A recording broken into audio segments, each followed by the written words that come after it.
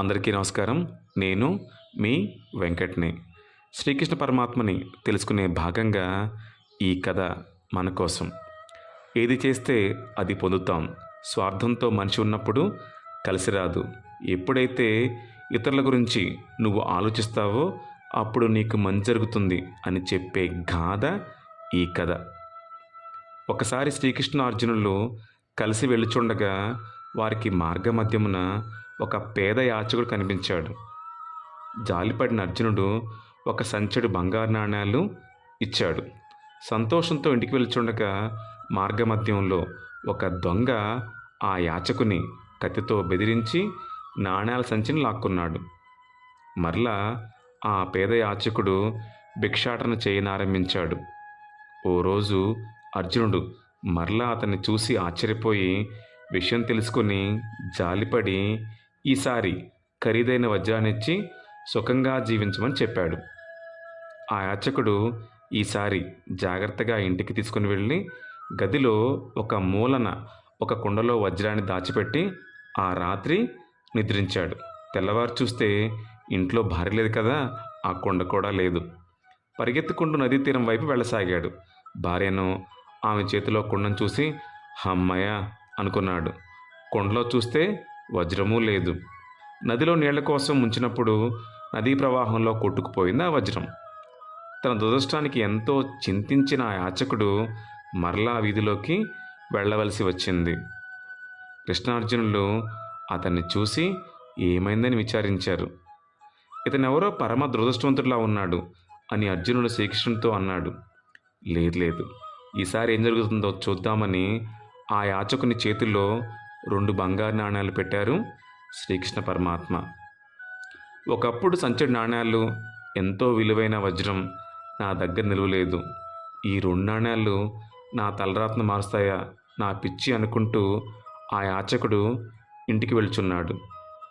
దారిలో ఒక జాలరి వలకు చిక్కి విలవిల్లాడుతున్న చేపను చూశాడు. అతని హృదయం ద్రవించింది.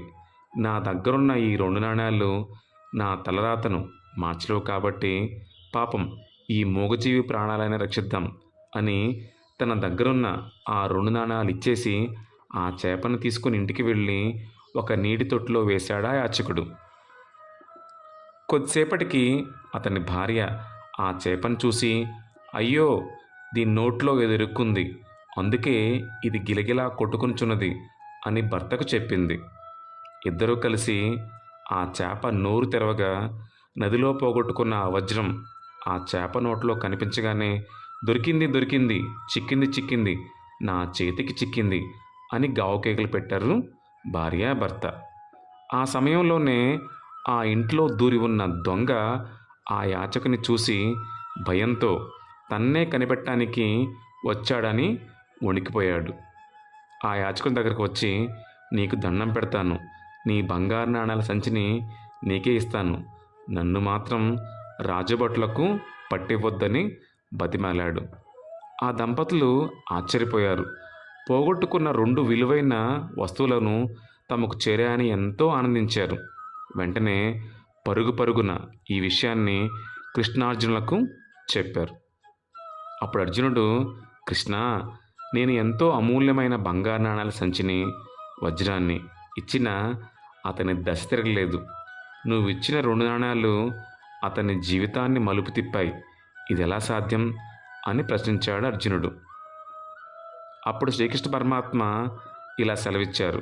అర్జున, అతని వద్ద బంగారం, వజ్రం ఉన్నప్పుడు అతను తన అవసరాల గురించి మాత్రమే ఆలోచించాడు. 2 నాణాలు ఉన్నప్పుడు మరో జీవి మంచి చెడు, కష్టం సుఖం గురించి ఆలోచించాడు. నిజానికి అది భగవంతుని పని. అతను దేవుని పనిని పంచుకున్నాడు కాబట్టి అతని కష్టాలన్నింటినీ నేను పంచుకున్నాను అని సెలవిచ్చారు శ్రీకృష్ణ పరమాత్మ.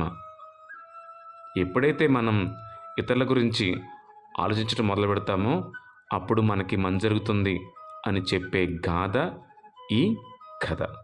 అందరికీ శ్రీకృష్ణ పరమాత్మ ఆదర్శప్రాయుడు. హరే కృష్ణ, కృష్ణ కృష్ణ, హరే హరే.